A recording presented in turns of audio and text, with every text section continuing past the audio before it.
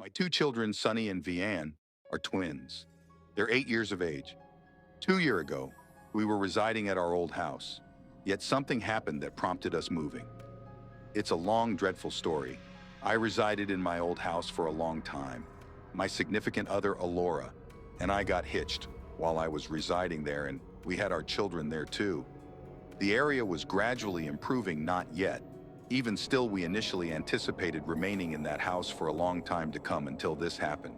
We were a corner house, and the house behind us on the crossing street was covered by a lot of tall trees and brambles, so we scarcely at any point saw those neighbors. Our neighbor on the right, anyway. His name was Staney. He had recently moved there under a year prior at the time. I had just at any point verbally expressed with him two or multiple times the twice. I could barely comprehend what he expressed in view of his weighty highlight, and he simply generally didn't seem like the most amiable person. Two of his windows disregarded our patio. There wasn't a lot of security. However, anything that rooms, the two windows were that neglect the terrace. I had never seen the lights on in both of them, so I generally expected it was an unused visitor room or something of that nature. One day in the late spring, Sunny and Vian were playing in the lawn in their blow-up pool, and with their water firearms while I was outside accomplishing yard work. There came a specific place where I was strolling towards the segregated carport, and afterward I saw Staney nearby at his window briefly, just a portion of a second subsequent to seeing him. Did he dismiss and stroll from the window? It was marginally odd, without a doubt.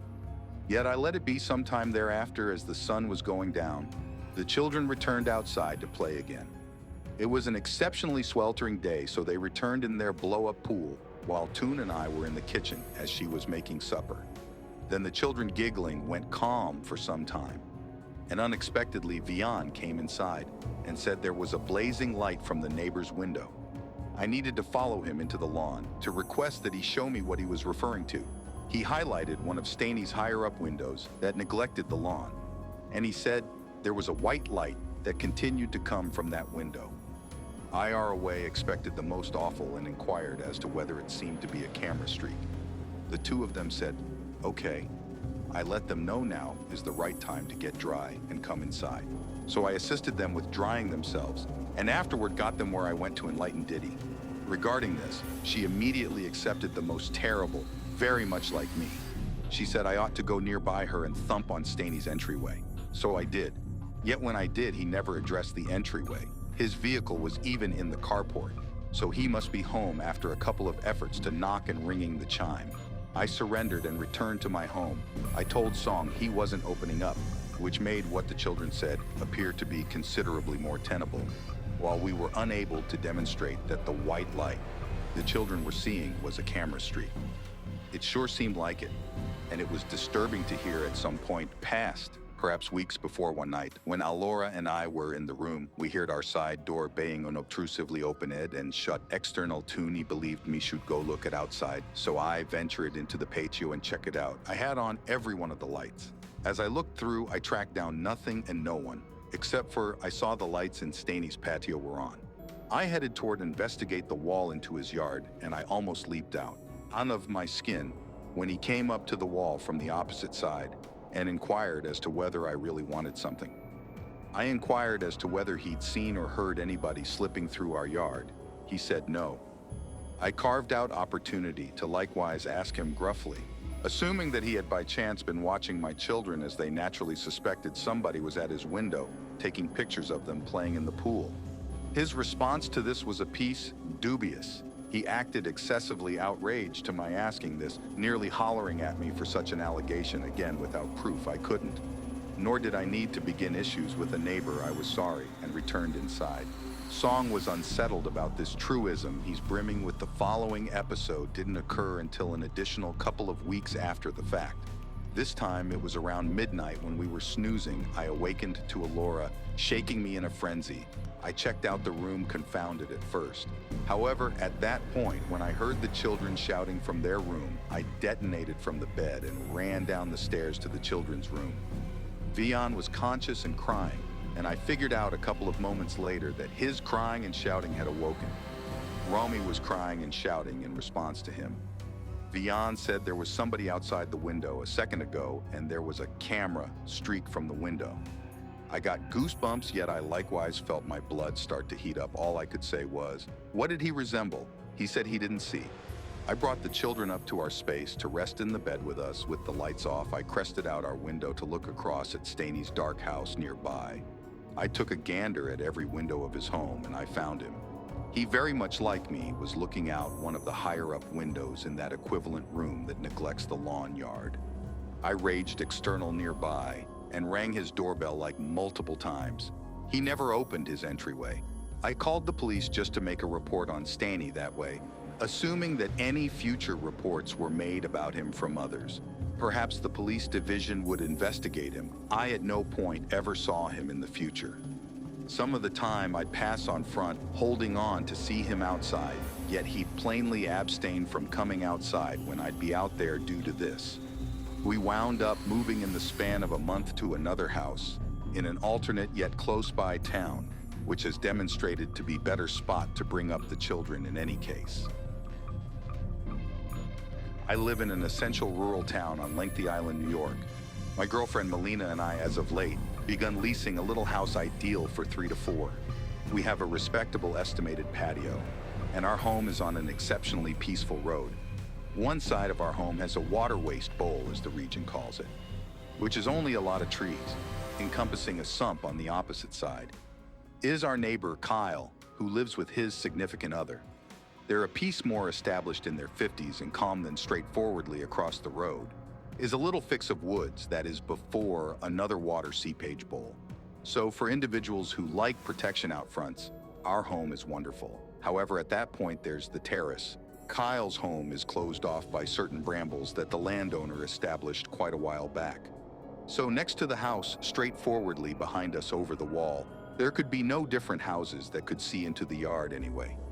That one house, investigating our lawn, was all that it's required to truly make Melina and I self-conscious. As I'm composing this, it's at present the fall. So we've been doing fall cleanup the beyond couple of weeks toward the front and terrace. I began seeing whenever we were out, there were these 2 individuals remaining at the higher up window of the house behind us. It was a moderately aged man and lady. When I'd admire that window, they'd continue looking and watching me. It got extremely awkward to the point. We professed not to see it, but rather we could stomach. Doing this for such a long time, the leaves continued to fall step by step, and the fall cleaning would have to proceed with Melina would have zero desire to be in the yard any longer since she was getting so creeped out at those 2 individuals who might watch us through the window as a general rule. So one hazy day while raking, I gazed toward the window, and the 2 were remaining at the enormous rectangular window. I chose to wave at them, check whether they'd wave back. Following a couple of moments of grinning and waving, they didn't move. No response except for I could feel their steps, and I could see their eyeballs taking a gander at me. I got some distance from the window and attempted to keep raking, yet, in the wake of sneaking a look back at the 3 or after 4 minutes seeing them still there, I felt too abnormal and peculiar being out there. I went inside. Melina said we ought to go over and present ourselves at first. I was reluctant of that, yet I was convinced to stroll around the block with her to that house and ring the chime. We expected one of those individuals at the window to answer the entryway, yet rather the entryway aired out barely to the point of seeing portion of an individual's head. It didn't look like both of those individuals who were dependably at the window. It was like was really dime in the house to the point that it looked unimaginably dismal and uncanny gazing at half of that individual's face. This person looked much more youthful, like in his 20s. Melina and I attempted to be cordial and present ourselves. The person appeared to be exceptionally shut, not entirely. Okay, however, and not keen on talking. He had a very what-you-want sort of demeanor about him, and when I inquired as to whether he resides with any other individual here like his folks, he said no. I referenced the men and lady who were consistently at the window higher up, and the person on the opposite side of the entryway said he doesn't have the foggiest idea who I'm discussing. Melina and I felt truly disrupted, so we recently left. Yet unusually, as we strolled down the walkway back to the walkway, I saw the person behind the entryway was all the while looking portion of his face through the air-it-out entryway. I'm certain he watched us leave until we were far away. That cooperation was more odd and creepier than we were expecting when we got back home.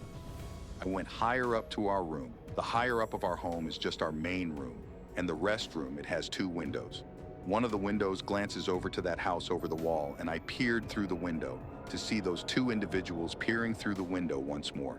And even at this distance, I felt like they were gazing right at me. I shut the blinds and went down to tell Melina we concurred.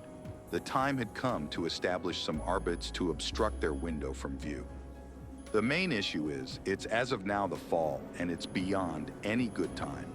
To establish any sorts of trees, we need to endure winter, following a couple of long stretches of not looking external. The room window, or going into the floor one night, we heard an odd thumping sound from first floor. I advised Melina to stand by in bed while I went down steps. The thumping got stronger, and I immediately found it wasn't the sound of thumping on one of the entryways yet, rather on the glass of one of the terrace windows. Its blinds were obviously closed in light of the fact that we didn't need those dreadful individuals investigating our floor around evening time. I moved toward it, and yes, it was 100% a clench hand thumping on the glass I considered expressing who's there. Yet I froze and I was excessively terrified, rather. I flicked on the patio light, and afterward the thump effin halted. I would even not like to peer through the window or entryway. I kept the light on and afterward returned higher up to my room, where I enlightened Melina regarding the unpleasant thumping, yet I guaranteed that I pursued whoever it was away. I misrepresented in apprehension about seeming like a quitter. I additionally didn't maintain that she should stress. We both envisioned it to have been something to do with that house. However, nothing has occurred since, except for I'll need to refresh all through the colder time of year update. It's been 15 days, and we haven't seen those individuals at the window since, yet the previous evening we heard shouting and shouting from that house. I needed to open our window, and it turned out to be clear. There were stifled hollers coming from that house. The way that we heard it through 2 arrangements of shut windows simply demonstrates how boisterous the hollering was. Then all of a sudden, it recently went back and forth. We nearly called the police at the end of the day. I'll refresh once more on the off chance that whatever else occurs. Yet we're truly getting creeped around here at this point. Around 4 months ago, I moved into an apartment with 3 different ladies so I could go to school. There's a rundown of things that make the structure we live in. Not that extraordinary, for instance. Most loft rooms face the hallway where individuals from a similar floor as you will continually walk. Avoided and right to get in or with regards to the structure. So assuming you keep your windows open, anybody pacing outside can see into your room. Yet taking into account I invest the vast majority of my energy at school and the young ladies I live with, and a large portion of the neighbors are truly pleasant. The things on that rundown don't actually irritate me that much. A couple of evenings back while preparing to hit the sack, I could hear music playing from someplace, generally pop tunes from the 1990s, since we live in an understudy cordial city, brimming with fraternity houses in the lakes. I barely cared about it. There were presumably a lot of gatherings continuing, and the sound was coming from one of them, or perhaps it was only a few alcoholic companions paying attention to it on the road. I got into bed and allowed an arbitrary video to play on my telephone so I could nod off, as I frequently do yet. As I was beginning to snooze off, I began to hear penetrating clamors. At first I assumed I was only tired and hearing things, or perhaps it was coming from my telephone. However, I stopped the video and listened intently. There was certainly somebody utilizing a drill. Someplace close by, I got up and strolled around the apartment feeling confounded. It was around 12 p.m., so it was absolutely impossible that somebody could be working. Still, the sound was stronger at my window. So I opened it to check and immediately understood that it was coming from the adjoining apartment, the one that is nearest to my window. At that point, I understood that music was likewise coming from that point. Nobody lives in that particular loft, so my disarray just developed. However, at that point, I figured perhaps somebody had intended to lease it. Talked it over with the landowner, and he requested for something in it to be fixed still. The way that they were doing it so late into a Friday felt truly bizarre. I returned to attempting to rest, yet they wouldn't quit making clamor. I was messaging a companion and in the end began grumbling about it, sending him sounds and, surprisingly, a video coordinated at the window that all the commotion was coming from. He said, I ought to call the police since it was basically impossible that it was legitimate for somebody to do this, particularly in a structure. Brimming with lofts, I ruled against it since I simply needed to get some rest. And it was at that point, past 1 p.m. by then, I constrained myself to rest through the boring sounds. Yet a little past 2:00 in the first part of the day. I awakened again, this opportunity to pounding feeling, worried yet insufficient to make a move right now. I attempted to rest again, just to awaken. Again this time, I didn't check what time it was. I was completely teared, so I just put on a robie and advanced toward face whoever it was. The window to the loft was open, so I chose to converse with those individuals. From that point, the window was situated over the steps, however, so I would need to go down a couple of moves toward get into view, and I'd look considerably more limited, being seen from that point. Yet that was the keep going thing. At the forefront of my thoughts, when I got to the window, I felt a large portion of the boldness leave me. There were 4 men who all appeared to be around their 40s or 50s, and they generally halted anything that they were doing to take a gander at me. Now just the tune coming from the radio could be heard. And some way or another, it felt chilling to have that large number of different commotions halted so unexpectedly on the grounds that despite the fact that that is all that I needed, only seconds sooner, I certainly didn't have any desire to be the one thing these 4 men were centered around. Something else that annoyed me, yet I didn't think about until the following day, was those men's exceptional decision of music. It just felt frightening to understand that moderately aged men were paying attention to stuff that teens or even pre-teenagers would listen. At any rate, not a single one of them looked stunned to see me. They just had baffled, "What's that?" looks, recollecting why I was there. In any case, I said, "Excuse me, it's really late." And the vast majority here have worked promptly in the first part of the day, in the event that it's not a lot to ask. Can you folks do this later now? Mind you, I'm a short and tiny 18-year-old who didn't actually remember to put on some different option from a robie. So when 2 of those 50-something-year elderly people men came to the window and overshadowed me, gazing upward and down at my body practically like hunters, I froze up and felt the hairs toward the rear of my neck stand up. They were both sweat-soaked and had their mouths and expand, and one of them had a sledge that looked very weighty in his grasp. They began grinning in a debilitated wound manner, and I felt an abrupt desire to hurl, very disrupted. I began gradually advancing back to my loft, not taking my eyes off the men, feeling like they could attempt to snatch me. When I got to the last step of the steps, and sufficiently close to the window when I was out of their view, I ran to my front entryway, got inside and locked it. One of the young ladies who lives with me was away that evening, and I assumed the other one was snoozing since she hadn't seen my message on our gathering visit, inquiring as to whether anybody had moved into that apartment. I got once again into my room and heard no apparatuses once more in all actuality. Even the radio appeared to have been switched off. I wasn't entirely certain how to feel about that, since now I wasn't furious recently, nauseated and creeped out. I realize I ought to have called the police by then, yet I was too anxious to even consider managing that any longer. Checking the time, it was about 3:15. Now I got into bed again, fooling myself into thinking I wasn't terrified, hankering some rest in the end. I passed out. I awakened around midnight again. This time it was around 4:30, and I could hear no sounds coming from the loft. Everything was calm, and that immediately begun to annoy me. It was too tranquil. I needed to have heard or felt something to awaken. The quiet was making me uncomfortable, and I had an inclination that somebody could have been on the opposite side of my shut window. I made an effort not to consider it, but rather I was unable to get a serene rest after that. The following morning, as I was going out, I went past the very window and seen that it was shut. Maybe this earlier night had never at any point occurred yet.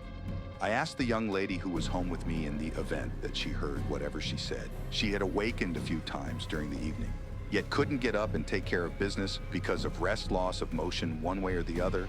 That affirmed I wasn't delusional. Those individuals truly were there. However, at that point, how could they have the keys to the structure in that apartment? For what reason did it seem as they would have rather not been seen during the day? How were they considering treating me, or perhaps any bystander? It's been 10 days now, and fortunately, I haven't seen those men again. Still, I have no clue about what their identity was or what they were doing, and I'm really frightened to try and figure about the likelihood that they could return or still be hiding around someplace. Friends, if you liked what I said, then do like it. If you have not subscribed the channel, then subscribe. There are many more interesting stories like this in my channel. Do listen to them too, and thank you for listening to this story till here.